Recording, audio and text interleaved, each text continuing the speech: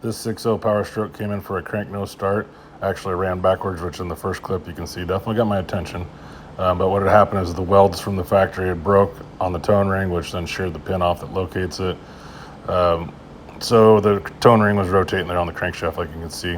The customer didn't want to buy a new crankshaft, so what we did was tore it apart, and right there is the pin that broke, and I basically just located it again, countersunk, drilled and tapped a 1/4 20 bolt, and there you go.